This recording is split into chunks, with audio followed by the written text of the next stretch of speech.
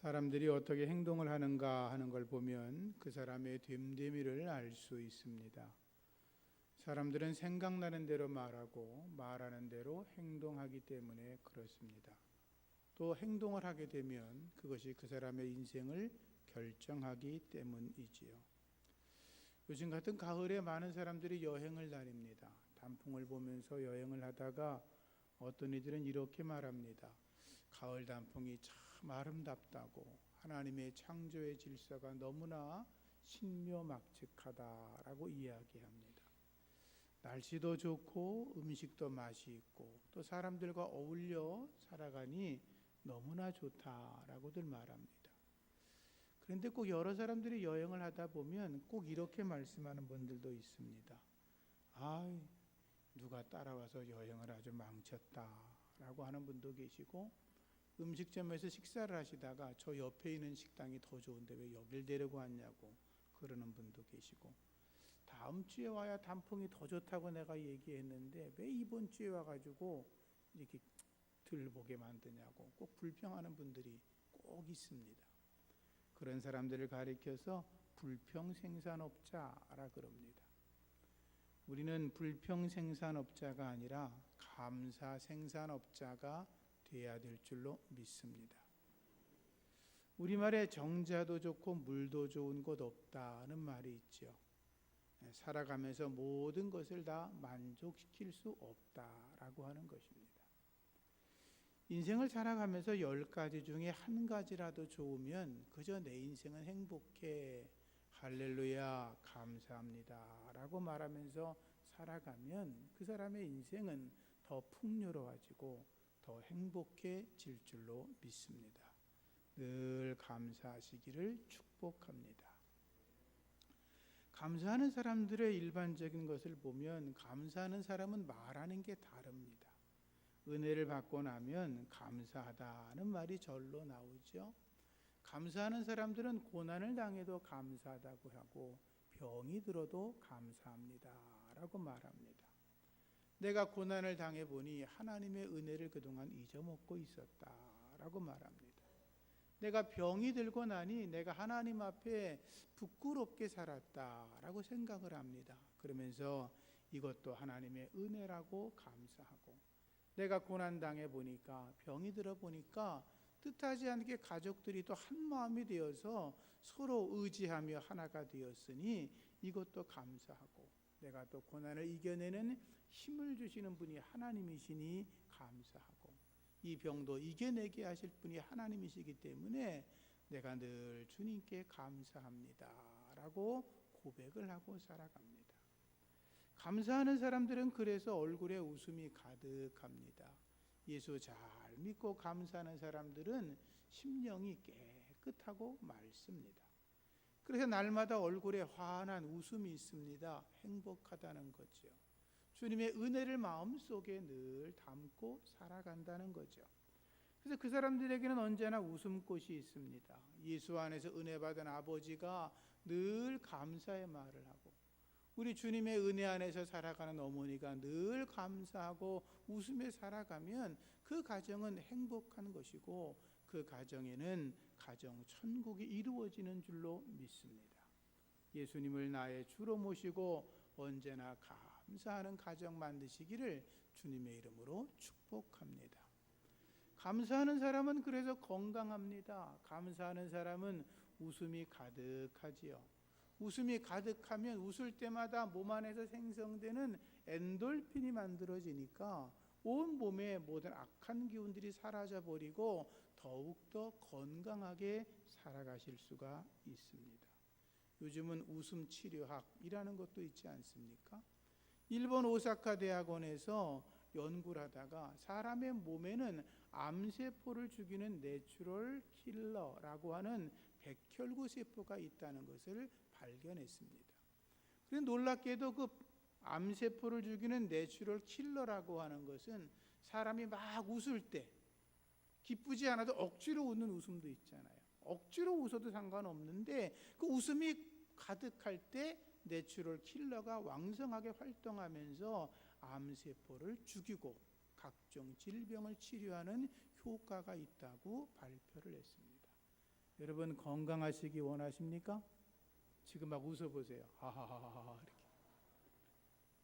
그러면 건강해지는 것입니다. 기분 나빠도 웃으십시오. 그럼 하나님께서 우리의 체내를 움직이셔서 건강케 하실 줄로 믿습니다. 감사하는 사람들은 찬송이 흘러 넘칩니다. 은혜 받은 사람들 보십시오. 늘 감사하니까 길을 가면서도 찬송 부르고, 밥을 지어도 찬송하고, 청소해도 빨래를 해도 찬송 부릅니다. 운전하면서도 찬송하고, 일하면서도 찬송하고, 기도하다가도 찬송하고, 어떤 분은 거시기에서도 찬송하고, 늘 찬송이 흘러 넘치는 것입니다. 내가 노래로 하나님의 이름을 찬송하며 감사함으로 하나님을 광대하시다 하리니, 그 찬양은 소 곧 뿔과 굽이는 황소를 드리는 것보다 여호와를 더욱 기쁘시게 함이 될 것이라 그랬습니다. 형식적으로 드리는 제물, 형식적으로 드리는 양, 염소, 소 이런 것보다도 진정으로 하나님을 찬양할 수 있다면 그것이 하나님을 기쁘시게 하고 그 찬양이 그에게 복이 된다라고 하는 거죠. 늘 주님을 찬양할 수 있기를 축원합니다. 감사하는 사람은 기도하는 게 달라집니다. 감사는 하늘의 문을 여는 열쇠입니다. 불평이 가득한 사람은 하나님 왜 내 기도 안 들어주냐고 따지면서 기도하는데, 감사하는 사람들은 늘 감사하며 기도합니다. 빌립보서 4장 6절이야 말씀 보면 아무것도 염려하지 마라. 다만 모든 일에 기도와 간구로 너희 구할 것을 감사함으로 아뢰라 라고 가르칩니다. 어려움 속에서도 고난 속에서도 불평이 가득하고 헤쳐나갈 길이 없어도 감사함으로 기도하라 그 말. 그리하면 모든 지각에 뛰어난 하나님의 평강이 너희의 마음과 생각을 지키신다라고 했잖아요. 감사하십시오. 그렇게 기도하십시오. 하나님의 평강이 우리 안에 가득할 줄로 믿습니다. 감사하는 사람은 예수님 자랑합니다. 감사하는 사람은 예수님 배반하지 않습니다. 감사하는 사람은 교회를 비난하지 않습니다. 감사하는 사람은 성도들끼리 다투거나 싸우거나 누구를 비난하지 않습니다.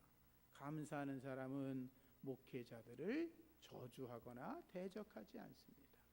감사하는 사람은 언제나 예수님 자랑합니다. 감사하는 사람은 내 교회가 은혜롭다고 자랑합니다. 감사하는 사람은 나와 함께 믿음 생활하는 성도들이 복되다고 말합니다. 감사하는 사람들은 우리 목사님이 참 은혜롭다고 그렇게 칭찬합니다. 그래야 교회가 복되어지고, 그렇게 소문이 잘 나야 주변 사람들도 교회를 찾아와 예수 믿고 구원받게 되는 것입니다.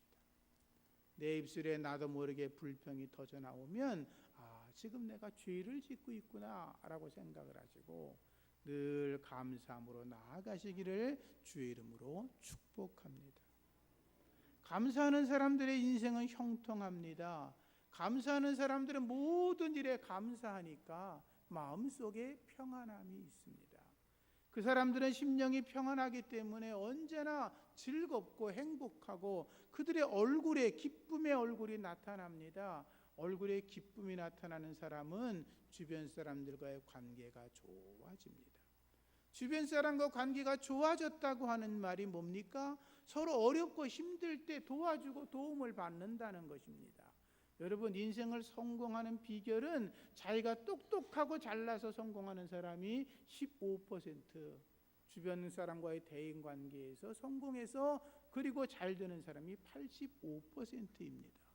그러니 대인관계가 좋아지고 주변 사람들이 도와주니까 그들의 일이 저절로 잘 되는 것입니다. 왜? 주변 사람들이 도와주니까. 또 감사하는 사람들은 하나님께서 특별한 은혜를 베풀어 주시는 거니까 형통한 길을 걸을 수밖에 없는 것입니다.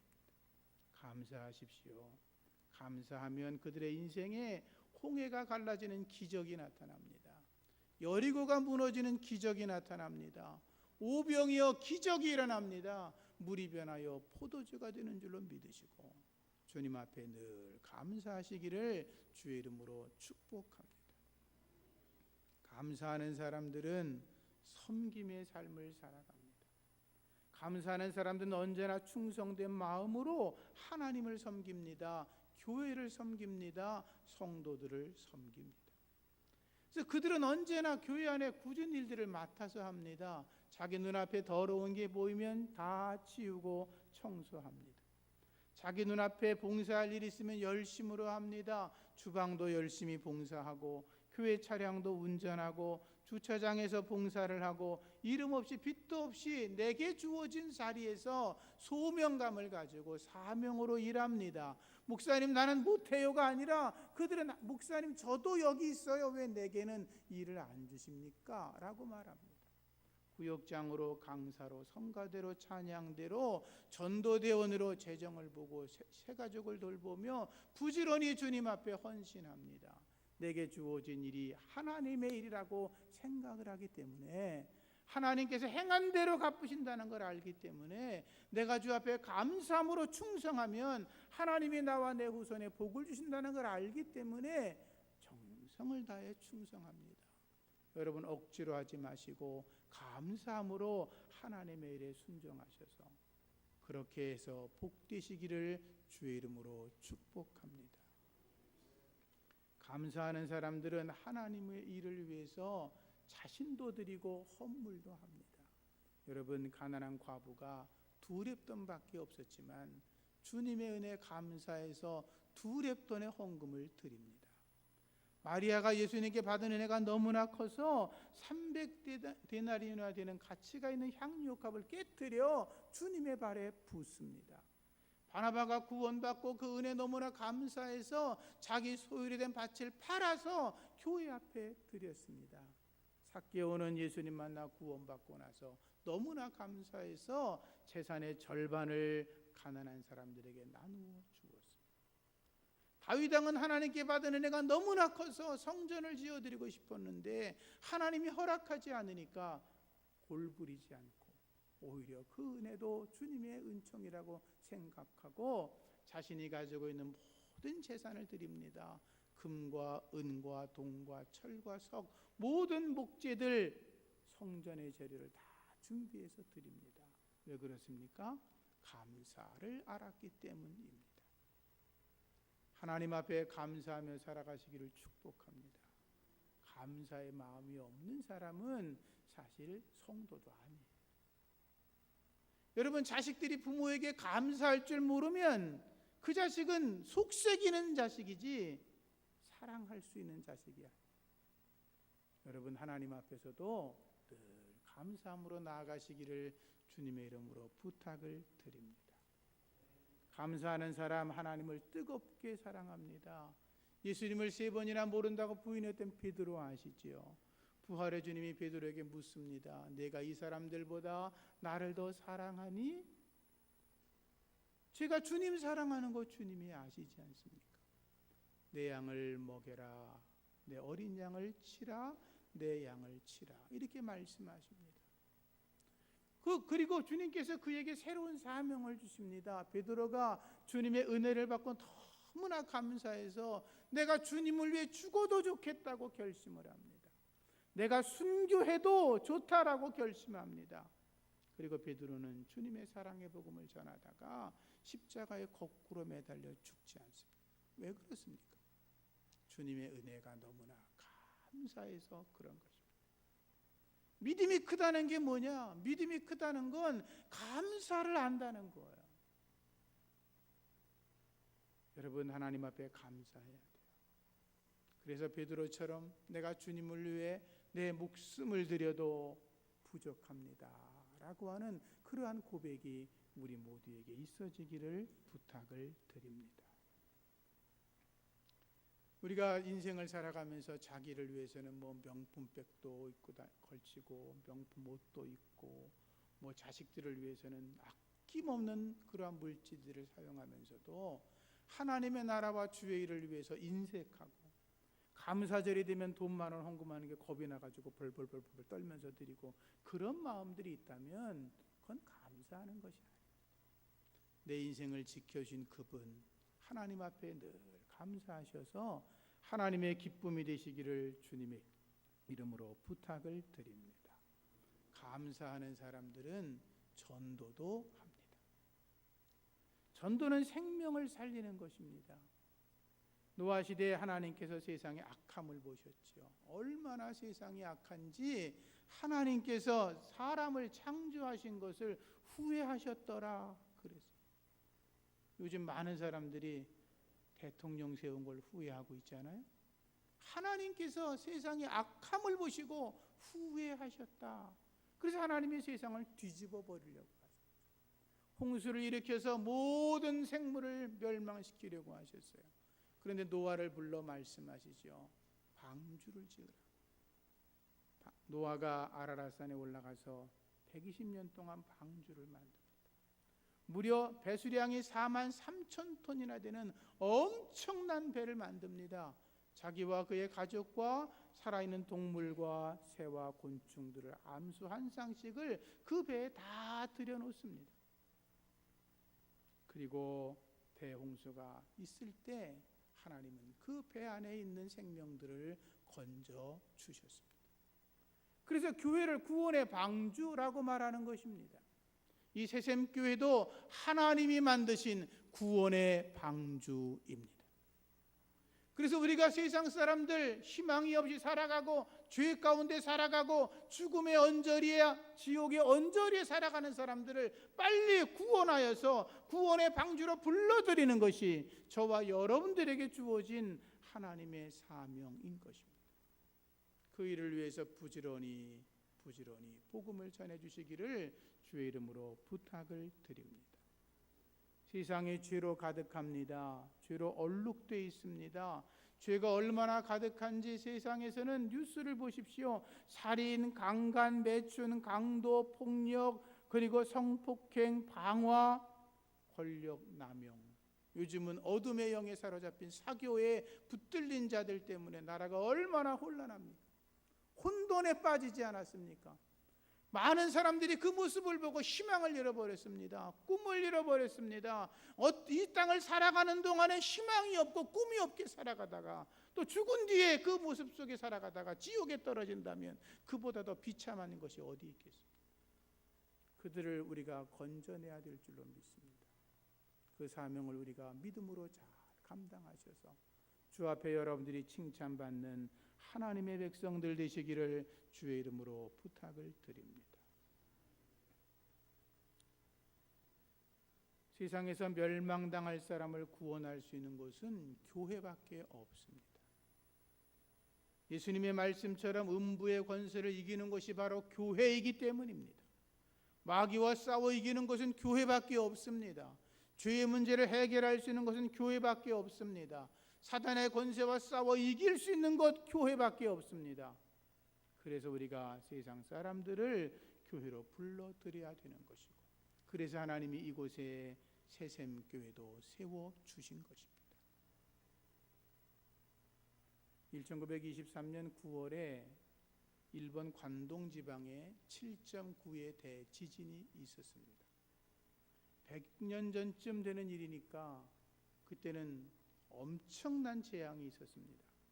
그때 죽은 사람이 91,344명, 무너진 건물이 46만 4,900채, 엄청난 재앙이 관동 지방에 일어났습니다. 그러자 일본 사람들은 그것을 어떻게 좀 이렇게 진정시켜 보려고 했는데, 그때 그들이 유언비어를 뭐라고 퍼뜨렸냐면, 그 관동 지방에 살고 있는 조선 놈들이 우물에 독약을 풀고 있다. 조선 놈들이 방화 강간을 일삼고 있다. 조선 놈들이 폭동을 일으키게 될 거다. 이렇게 소문을 퍼뜨렸습니다. 그러니까 일본 사람들은 그 이야기를 듣고서 조선 놈들이 우리를 이렇게 하는구나 라고 생각을 하고 조선 사람들을 잡아 죽이기 시작했는데, 그때 죽은 사람이 많게는 2만 명에 이른다고 그럽니다. 끔찍한 일이죠. 그런데 그때 학살의 현장에서 조선 사람을 300명의 생명을 살려준 사람이 있는데, 그 사람이 오카와 스네키치라는 일본 경찰서장이었습니다. 그 오카와라고 하는 경찰서장은 그 소문을 듣고서 현장에 나가서 이렇게 보니까 조선 사람들이 그런 짓을 하는 게 아니라 일본 사람들이 잘못된 유언 비어를 듣고 조선 사람들을 때리고 죽이고 고문하고 이런 모습들을 보았습니다. 그래서 이건 아니다라고 싶어서 그분이 이제 조선 사람들 300명 되는 사람들을 자기 경찰서 안으로 불러들이고 거기서 보호 조치를 했습니다. 일본 사람들이 조선 사람들을 어떻게 해보지 못하도록. 그런 소문이 나니까 지방 의원들이 경찰서장을 찾아가서 말합니다. 당신이 경찰서장이면 지금이라도 저들을 잡아서 때리고 고문하고 죄를 불게 만들고 심지어는 죽이기도 해야 되는데 왜 그들을 여기에 보호해놓고 살려주냐고 그렇게 따졌습니다. 그때 오카와 서장이 이렇게 말했다고 합니다. 조선인들이 소동을 정말로 일으켰다면 우리 순사가 30명밖에 되지 않는데 30명의 인원으로 어떻게 저들을 통제할 수가 있냐. 내가 300명이나 되는 사람들을 경찰서에 불러들여서 그들의 모든 소지품을 검사해봤지만 조그마한 칼조각 하나도 나오지 않았는데 이 착한 조선 사람들을 왜 죽이려고 하냐고 끝까지 버텼다고 그럽니다. 지방의원들이 계속 항의를 하니까 백문이 불여일견이니 정말로 당신들 생각이 맞다고 생각하면 경찰서에 들어와서 확인해 보라고 따졌고 그 일 때문에 그는 정년을 채우지 못하고 서장직에서 물러나게 되었습니다. 그 일이 있고 나서 약 80년 뒤에 2005년 7월 달에 일본의 마이니치 신문이 이 이야기를 기사화시켜서 이것이 발견되어진 사건이고 나타난 거죠. 생명을 살린 일보다 더 귀한 일이 어디 있겠습니까? 여러분, 생명을 살려내시기를 축복합니다. 죽어져가는 사람의 육체를 살리는 것도 아주 귀중한 일이지만 그러나 우리가 영적으로 죽어서 지옥에 떨어져가는 사람들을 구원할 수 있다면 그보다 더 존귀한 일이 어디 있겠습니까? 그 일에 저와 여러분들이 헌신해야 될 줄로 믿습니다. 후회 없는 일을 살아가는 거, 생명을 건져내는 것. 예수님께서 말씀하셨습니다. 너희는 세상의 빛이라고 했습니다. 세상의 빛으로 살아야 합니다. 착한 행실을 비추어 많은 사람들이 하나님께 영광을 올려드리게 해야 합니다. 빛을 잃으면 죽은 것입니다. 빛이 안 들어오면 썩은 냄새가 납니다. 빛이 없는 어둠 속에 썩어져 버린 시궁창 같은 냄새가 나는 것입니다. 시궁창의 냄새가 얼마나 지독합니까? 왜 그렇습니까? 빛이 들어가지 않기 때문에 그렇습니다. 사람들도 보십시오. 겉으로 멀쩡한 것 같아도 생명의 빛이 없는 사람들은 썩은 냄새가 나는 것입니다. 죽어져가는 영혼들, 썩은 자리에서 고통당하는 자들을 건져내셔서 하나님이 기뻐하시는 거룩한 백성으로 만들어 가시기를 정말로 부탁을 드립니다. 예수님의 관심은 생명을 살리는 데 있습니다. 영혼을 살리는 데 있습니다.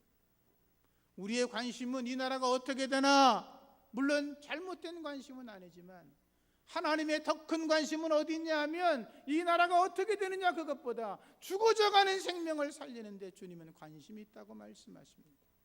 너희는 온 천하에 다니며 만민에게 복음을 전하라.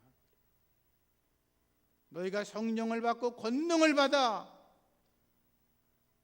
기적을 체험하라가 아니라 예루살렘과 온 유대와 사마리아와 땅끝까지 이르러 내 증인이 되라.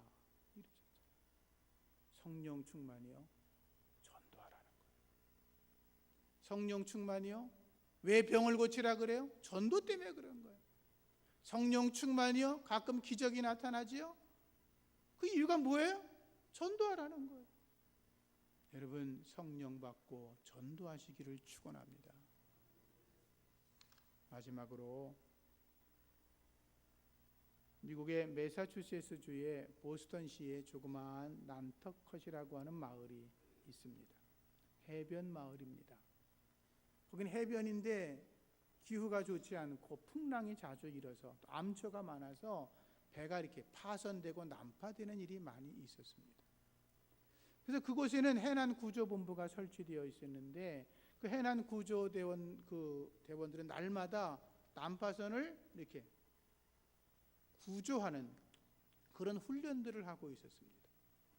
그들이 훈련의 아주 특별한 방법이 뭐냐 하면 포경선에서 고래를 잡을 때 작사를 큰 걸 쏘아서 그 고래를 맞추잖아요.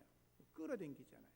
그런 것처럼 그런 작살, 라이플라인, 생명선이라고 하는 그 생명줄을 쏴가지고 난파되어 있는 배에 맞추고 그 배가 거기 맞으면 잡아당겨서 배를 구조하는 그런 훈련을 하고 있었습니다.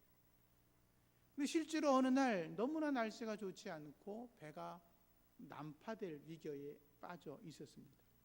그래서 이 훈련대장이 자기 대원들을 끌고 나가서 명령을 합니다. 생명줄을 던져라 라고 소리를 지르니까 그들이 이제 그 작사를 쏘았고 그 라이플라인이 그 배에 가서 꽂혔고 난파선을 잡아당겨서 많은 사람들의 생명을 살리게 되었습니다. 그 일들이 이제 소문이 나기 시작했고 그 사건을 알게 되었던 어포드라고 하는 목사님이 그 조난 사고 속에서 많은 사람의 생명을 건진 것을 보고 은혜를 받아서 찬송시를 써서 우리의 찬송가가 만들어졌는데 그게 바로 500장에 기록된 물 건너 무리의 생명줄 던져라 라고 하는 찬송입니다. 사랑하는 성도님들, 우리가 생명을 구원해야 될 줄로 믿습니다. 그것보다 더 존귀한 일은 없습니다. 주님 안에서 우리가 언제나 복음을 전해야 됩니다. 오늘 본문의 말씀에 너는 사망으로 끌려가는 자를 건져주며 살육당하게 된 자를 구원하지 아니하려고 하지 마라. 하나님의 말씀입니다. 추수감사절 우리가 하나님 앞에 나의 삶에 감사를 크게 표현하는 거 매우 중요한 거죠. 더 큰 것은 죽어가는 생명을 구원하여 하나님께 드릴 수 있다면 그보다 더 큰 은혜는 없는 줄로 믿습니다. 하나님 감사합니다. 추수감사절을 통하여 하나님 앞에 우리가 큰 감사를 표하게 하여 주옵시고 하나님 앞에 천하보다 더 귀한 생명을 구원하여 내가 하나님 앞에 한 생명을 구원했습니다. 주님 앞에 드릴 수 있는 믿음의 성도, 감사의 성도가 되게 하여 주시옵소서. 우리를 사랑하시는 예수님 이름으로 기도합니다.